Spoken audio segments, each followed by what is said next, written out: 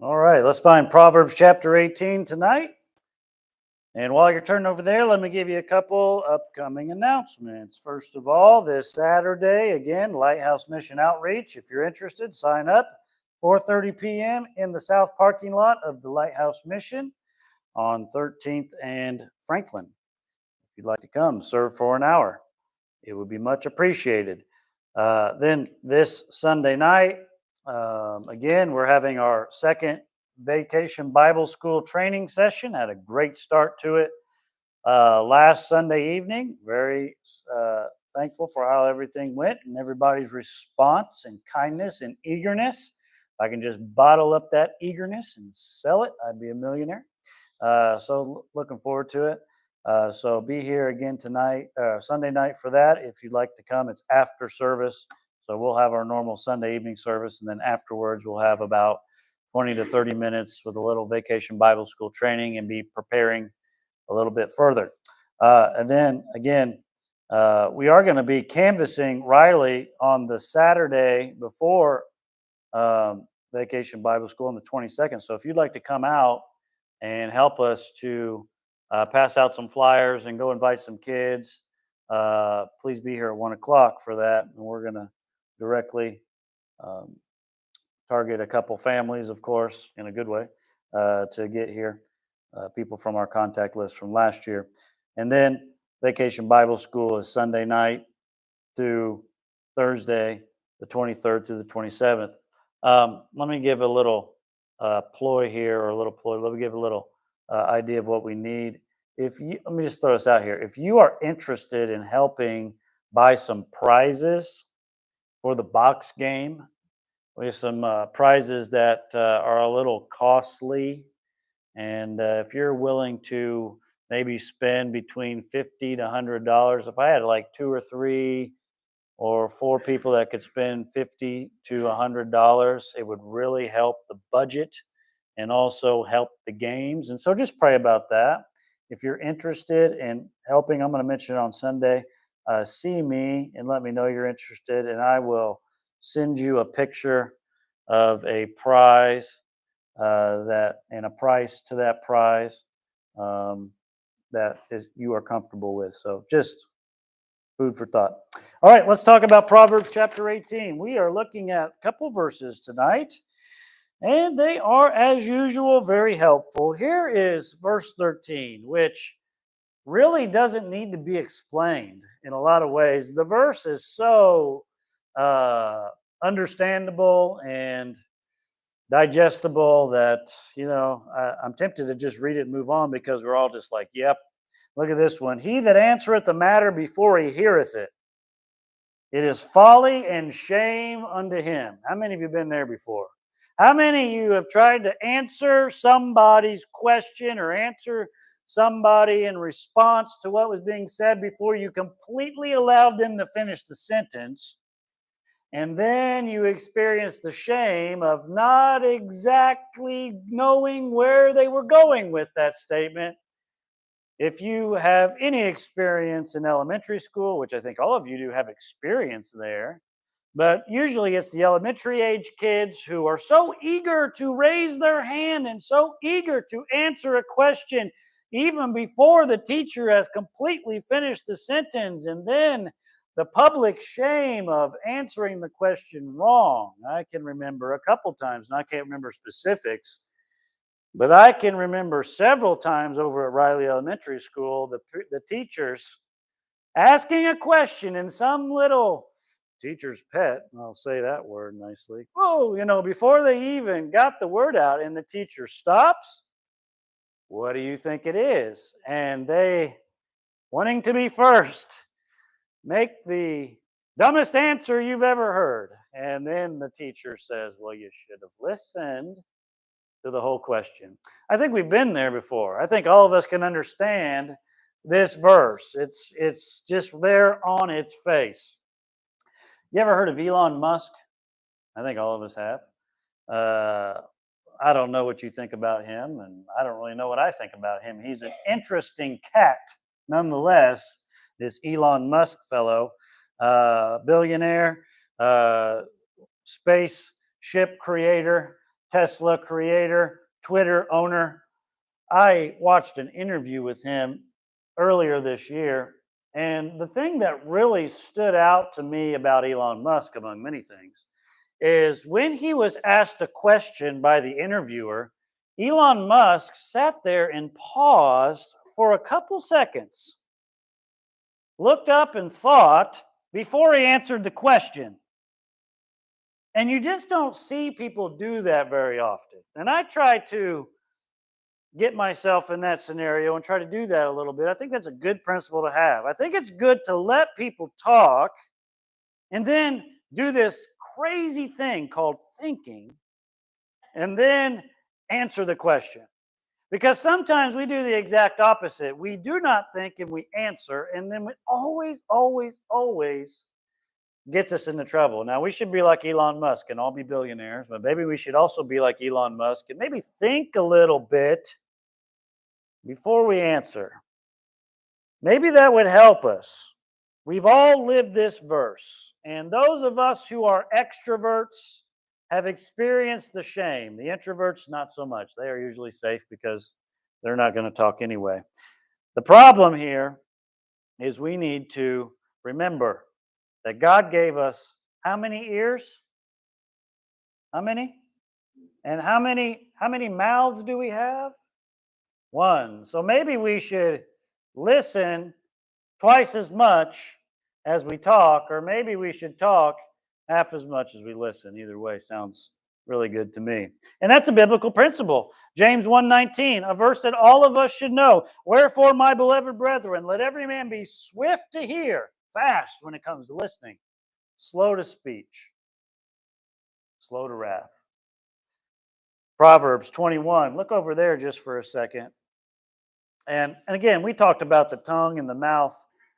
I think it was last week, and so I'm not going to harp too much longer on it, but just to put a nail in it, Proverbs 21:23. Whoso keepeth his mouth, or guardeth his mouth, or puts a sentry, a security guard in front of his mouth, and his tongue keepeth his soul from troubles. Yes, yes, yes. You know, sometimes, well, let me say one more thing. Sometimes we get into trouble as well because we only hear one side of the story before we answer. You know, sometimes it's not that we're not listening to the person talk, we are, but we haven't fully listened to the conversation. Another way we can get in trouble by this is only listening to one side of a story and making sure that we give a balanced judgment here. Sometimes we hear one person's point of view on the situation, and we make up our mind that the person that they're talking about is a no good, dirty, rotten scoundrel, when we haven't listened to the other person's side of the story, and maybe we should do that too. So sometimes the way that we need to keep our tongue, or sometimes the way we need to keep our mouth, or before we answer, is make sure you listen to both sides of the story before you jump in with your opinion. As a pastor, I've had to learn that the hard way. Always listen to both sides. That is a wise thing to do. And do not put your endorsement behind somebody until you know the full story, because it will bring folly and shame. Look at verse 14. Here's another one. And this is another verse that really doesn't need much explaining. The spirit of a man will sustain his infirmity, but a wounded spirit, who could bear? Notice the word spirit is used twice here. And the spirit is referring to the breath, the life of a person. And I would call it, if I define it, I call it the life force. There is a difference, I believe, a minute difference between the spirit and the soul. I'm not really going to get into that. It's my own personal viewpoint. There's no real Bible verse that says, and you really can't see a soul in order to do scientific tests to know whether it is. There is time when the Bible says spirit, and there is a time when the Bible says soul. And they seem to be different words, and they seem to be different aspects. When it says all the way back in Genesis, I always go back to this. Man, God formed man out of the dust of the ground. He breathed into his nostrils the breath of life. There's a spirit. And man became a living soul. So there's a little bit difference here between soul and spirit. Not going to try to parse it too much, but nonetheless, it means the life, the breath, and I call it the life force. And if a person is sustaining an infirmity, or if they are enduring through a sickness or disease, if somebody has a bodily ailment, their spirit will press on. But a wounded spirit, in contrast to the wounded body, that's a totally different story. So this proverb really highlights the difference between a wounded spirit and a wounded body. Now, there are many ways that we can wound our bodies. Haven't we all wounded our bodies from time to time? Falling out of trees, being at the wrong place at the wrong time as a kid, falling, slipping, tripping. There's all sorts of ways we can wound our bodies. I have scars on my body to remind me of these wounds. Don't you have a couple scars that you look at and remember? I got a scar right here on my forehead. When I was 15 years old, I was skateboarding, and as I was looking down at my feet, I didn't notice the post that was in front of me, and I jumped right into this thing. I don't know if you remember Planet X here in Terre Haute. I was right on Spring Hill, right next to the bowling alley, and I rang my bell on a sign. Literally rang my bell, and had to get a couple stitches, and a head wound that just bleeds like there's nobody's business. And I walked into this place with my head just full. It was kind of fun as a kid, and everybody looked at you like you just been murdered. How did you survive, with all this blood on your face? And I just said, can I have a napkin or something, and I still have a scar right there to prove it. We can take a wound to the body, can't we not? But how are we doing when it takes a wound to the soul? How do you wound your soul or your spirit? How do you wound the internal part of you? There's a lot of ways that a wound like that can take place. Failure. If we fail in some way, or we let somebody down in some way, or we fall spiritually or morally, that can wound a spirit. Or if we endure a loss, the loss of a loved one, a loss of a job, a loss of our health, also can, in a sense, cause it. But a wounded spirit, that's a different story. If you look over, not over at Proverbs chapter 17, just back one chapter. Proverbs 17 and verse 22, it's a wonderful reminder here that a merry heart doeth good like a medicine. Isn't that true? It's like a medicine to have joy. But a broken spirit, same kind of idea here, it drieth the bones. What does that mean? It means it just on your insides. It's just, there's no life there. And when you get to the point, or somebody gets to the point inside of you, and you are just dead on the inside because your spirit is broken, there's no doctor that could fix that, at least on this earth, physically. There's no way to help it. A lot of time and a lot of research and a lot of medicine goes in to fix what's in here. And I don't know if it really works. I really don't. I think there is only one physician that can cure what goes on in here, and that's the Lord. Psalm 23:3 says, He restoreth my soul. Now, soul and spirit different, but I think connected. He restoreth my soul. Psalm 51:10, create in me a clean heart, O God, and renew a right spirit within me. I think David, when he failed with Bathsheba, it dried him out on the inside. And he had to go to God and confess his sins and get it right and say, God, create a new spirit in me. Listen, when you have a wound in your body, your spirit can endure through that and you can get better.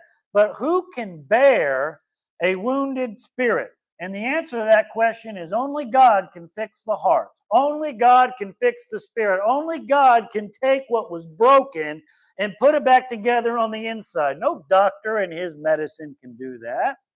Now, listen, sometimes we need medicine. I get that. And I'm not talking about never have medicine. If a doctor prescribes your medicine and he's a good doctor and you really need that medicine, fine. But let's be honest. Sometimes we here in this country run to medicine before we run to God.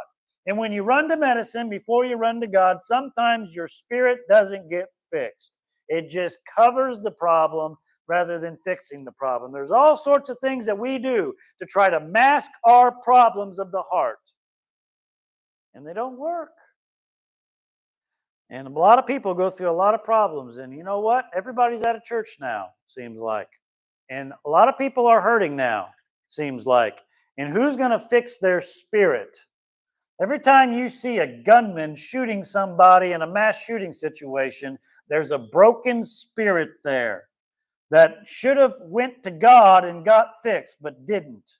Anytime you see violence, or anytime you see suicide, or anytime you see mass depression, there is a broken spirit there that only God can fix. In some reason or other, they are avoiding the only healer.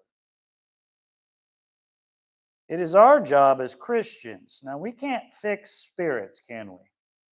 I don't have any spirit-fixing tools, but I do have this. And it's not me that can fix anything. It's not you that can fix anything. You ever get a chance to be around somebody with a broken spirit, show them this, because God is the only one that can do it. Now, it's not going to happen like that. It may take time. They need to heal. You know, when somebody loses somebody, it could take a year. It could take 2 years before they start to feel normal. But you go through the process. They may never feel normal again, but they can have some sort of relief, and they can have some sort of healing if they go to the one that breathed the Spirit into the first man. Let's look at 15. Look at 15. The heart of the prudent getteth knowledge, but the ear of the wise seeketh knowledge. Now, this is a fun verse. Let's define a couple words here. This is really highlighting the difference between the prudent man and the wise man when it comes to their approach to knowledge. The prudent man, another way to say this is just to say the man of understanding, because that's the same word that we see understanding translated time and time again. So just think of it as the understanding man versus the wise man. Well, what's the difference? Oh, there's a difference. I mean, again, this is kind of splitting the hairs a little bit, like spirit and soul, but there is a difference between the understanding man and the wise man. Okay, and as I have said before, the pyramid that I have in my mind, it goes knowledge, understanding, and wisdom. And this book, Proverbs, is trying to make us not just people of knowledge, not just people of understanding, but people of wisdom. That's the level we want to be at. You want to be known as a wise man or a wise woman. That's who you want to be, okay? Now, you may say, well, I'm far from that. Don't sell yourself short, because God gives you wonderful instructions, and all you got to do is walk the path. All you got to do is do what the book says, and you will be counted wise. In fact, in the very basic idea, doing the Bible is wisdom. Now, let me give you a little refresher course on this. Turn back to Proverbs chapter 4. Proverbs chapter 4. And this is an important set of verses to contemplate when we talk about this idea of understanding and wisdom, and the man of wisdom and the man of understanding, or the woman of wisdom or the woman of understanding, okay? So we come here to Proverbs chapter number 4, and we look down at verse number 5. And it makes it very simple. Get wisdom. Okay, just stop right there. Oh, I get it. I mean, that's a command. And it doesn't stop. Get understanding. So it's not like wisdom is like so great, and understanding is just not. No, You need to get understanding, you need to get knowledge, and you need to get wisdom. Well, which one do I want? You want them all, okay? It's like those Happy Meal toys when I was a kid in the 80s. Collect them all, get them all, okay? Mom, can I go back to McDonald's so I can get another Happy Meal toy? Collect them all. You want to get wisdom, knowledge, and understanding. You want all three of these things. Not like, oh, knowledge, I don't want that. Wisdom, oh, that's just petty. I want just or understanding. That's what you want them all. So get wisdom, get understanding, forget it not. Neither decline from the words of my mouth, forsake her not. And when he says her, he's referring to wisdom as a her. And she shall preserve thee, love her, and she shall keep thee. Wisdom is the principal thing. Therefore, get wisdom, and with all thy getting, get understanding. So really, when you have here in Proverbs 18, you have the man of understanding, the prudent man, and the man of wisdom. It's not like the prudent man's bad and the wise man's good. It's not that at all. It's both of these are good. Both of these are who you want to be. In fact, you want to understand, you want to be wise, and you want to know. Now, let me back up a little bit here. Knowledge, wisdom, and understanding. These are the building blocks. And when it comes to things of this nature, we have to back up and see what they're talking about.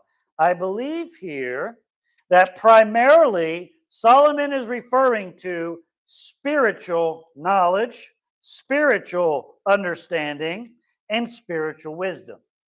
I do believe that is the primary thing he's talking about. But I do also think not everything in the secular world. There's obviously some things that we don't need to know about, okay?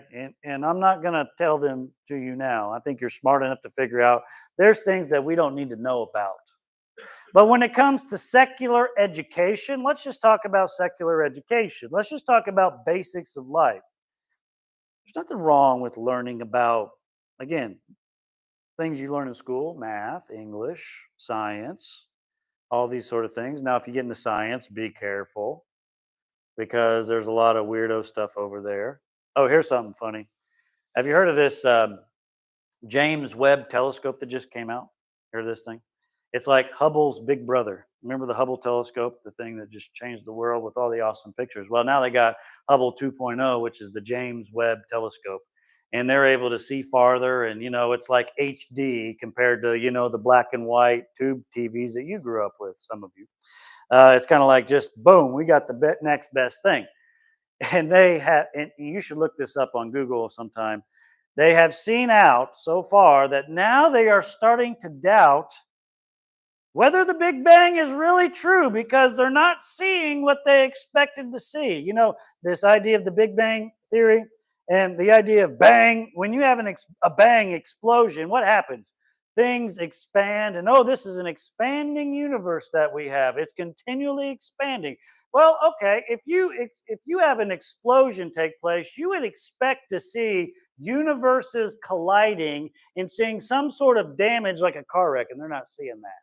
They expected to see some universe collision out there in the galaxy, and they're just not seeing it.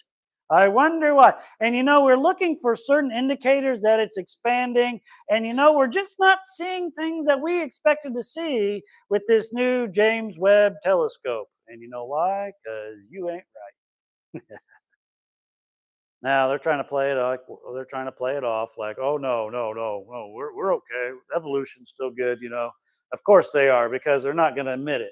They're not going to admit it publicly. But a lot of people are saying, a lot of scientists behind the back are freaking out about these new pictures from the James Webb telescope. Look into it and see what you think. There's nothing wrong with astronomy, not astrology, astronomy, looking at the stars. You can have knowledge of that. There's understanding there and there's wisdom there. Nothing wrong with that. And I think that if you learn about astronomy and you study God's creation, it may help you to understand biblical things. Listen, I think you can study natural order things, natural sciences, things like math, things that God created, and you can learn things. that can help you to understand the God of the Bible as well. Now, you can learn about the knowledge of secular education, but it's not going to be as helpful to you to understand God unless you got the special revelation of the Bible. And so when it comes to this, I would say to all of us, I don't care how old you are or how young you are, never stop learning. You always should be learning something. You should always be learning about God, and you always will. But it's always good for us to learn about something. It's good for your brain and your memory to exercise your mind and to learn new things. There's this thing that scientists talk about called neuroplasticity. Have you heard of this? And it happens in the brain when the mind doesn't make new neural paths like we do when you learn. Your brain gets what's called neuroplasticity, and you become kind of weak-minded. You can't think like you used to think. Your brain is a muscle. Use your brain. We should work out our bodies. We should work out our minds. We really should. You should learn new things. Hey, if you really enjoyed math as a student, and you really enjoyed English as a student, or you really enjoyed mechanics as a student, go back and learn those things and learn the new things. It's good for you. And just maybe it'll teach you something about God. There's mechanics with God. There's math with God. There is all sorts of science with these things are applicable. And at the least part of it, adding knowledge to your life and adding understanding and adding wisdom, whether spiritual or secular, at least it allows you to be able to connect with people who may also have a similar interest in things. Hey, if I am going to talk and go witness to a mechanic, you know what I'm going to do? I'm going to brush up on mechanics a little bit so I know what I'm talking about. And I'm going to find, even if I don't know about mechanics, I'm going to find some good questions about mechanics to ask this person. And you can use a little knowledge and use a little understanding and use it in a wise way to maybe lead somebody to the Lord. Hey, if I'm getting ready to witness to somebody that's a zookeeper, I want to learn a little bit about their zoo before I go. I want to get a little knowledge about their zoo, get a little understanding about their zoo, be able to talk to them about their zoo, and maybe I'll be able to talk to them about Jesus as well. See what I'm saying? There is a basic benefit to knowledge. You should always be learning. You should know things. All right? People should be in the know. You should know spiritual things, and there's nothing wrong with learning some good secular things. And I use that word secular, and I don't mean it in a bad way. I'm talking about basic education things. Okay? I'm not talking about Ouija boards, all right? I'm not talking about evil stuff. You don't need to learn about that stuff, all right? Stay away from that. I'm talking about basic, normal, natural things that are in everyday life, how to build X and woodworking, things like that. So, again, let me read the verse. The heart of a prudent man getteth knowledge, and the ear of a wise man seeketh knowledge. Notice this in the verse 15. Notice the heart of the prudent man, and notice the ear of the wise man. So the prudent man is taking it to heart, and the wise man, he is listening hard. Now, this tells me by these words that are being used that this is not bad. Of course, if you want to take understanding to heart, that's a good thing. It's not saying that, oh, he's taking it to heart. Pfft, that's a bad idea. No, that's what you want to do. Oh, he's taking it to the ear. No, it's not saying it either way. It's saying both of these people are good, and you should strive to be them. They're both role models. Never stop learning. Now, I will give a warning, because Solomon gives a warning. In Ecclesiastes chapter 1 and verse 18, he says, "For in much wisdom is much grief. And he that increaseth in knowledge increaseth in sorrow." Why would he say that? And how is that true? Is it possible that to have too much knowledge, too much understanding, and too much wisdom? Apparently. Solomon says it under the inspiration of Scripture. And when I hear this verse, I think about like being a president.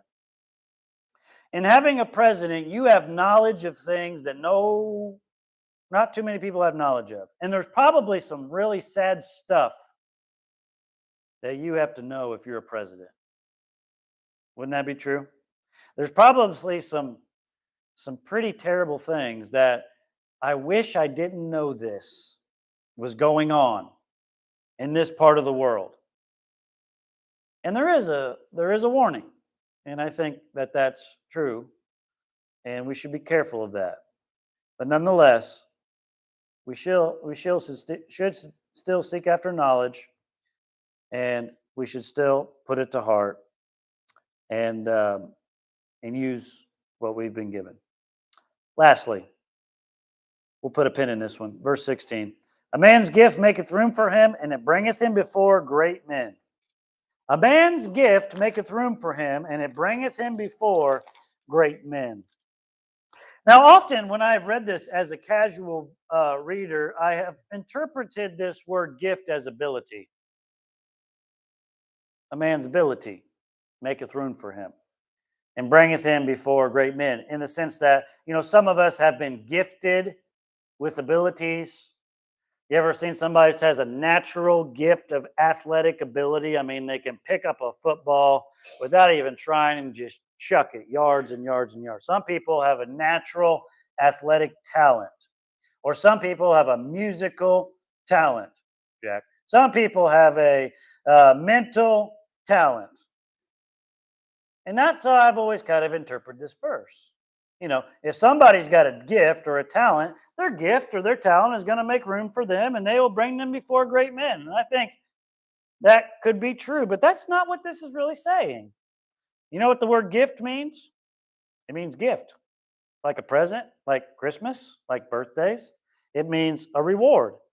It means a simple thing something wrapped with a bow on top of it. Now, it could be implied, which some people think, that it could be implied that this idea of gift means bribery. Like, hey, I'm going to give you a little gift here, under the table. Give you one of those $200 handshakes, and you scratch my back, I'll scratch your back type of gift. Like a lobbying gift. Like if I use my gift that I'm going to give you, it's going to influence you to do something for me, and that will bring me before great men. That could be speaking of bribery per se, but I don't think primarily that's what it's talking about. I think it's just referring to an honest, cut, nice person who likes to buy stuff for people. You ever met one of those people that just likes to be a gift giver? There are people out there that have the spiritual gift of giving, and they just love to buy people things and to see the smile on their face by doing it. If you look back at Proverbs 17 for a moment, one chapter back, Proverbs 17 and verse number 8. And we talked about this not too long ago. Proverbs 17:8. A gift as a precious stone is in the eyes of him that hath it. It's like a wonderful jewel.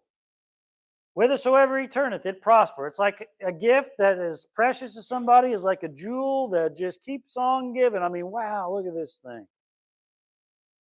Never underestimate the power of a gift. It really does help. But I do also think that there is a secondary interpretation, and that could be an ability. I think you could say that. And I think that's kind of true, that people who are gifted, they also have room made for them, and they bring it before great men. But nonetheless, primarily, I think it's talking about being a gift giver. Don't underestimate the power of generosity. It really makes a difference. Lord, thank you so much for allowing us to be here tonight and just taking a few minutes to look at these Proverbs. I pray, Lord, that you would help us when it comes to how we answer a matter. I pray that you'd help us to be able to be a blessing to those that have wounded spirits. Lord, I ask that you help us to be prudent, understanding, and wise when it comes to seeking knowledge and getting it. And Lord, help us to use the wonderful ability of gift giving to make a difference in somebody's life. Dismiss us with your blessing. In Jesus' name, Amen. In about 5 minutes, we're going to have an officers meeting in the fellowship hall. So all officers are welcome to head that way in a few minutes, and we'll have a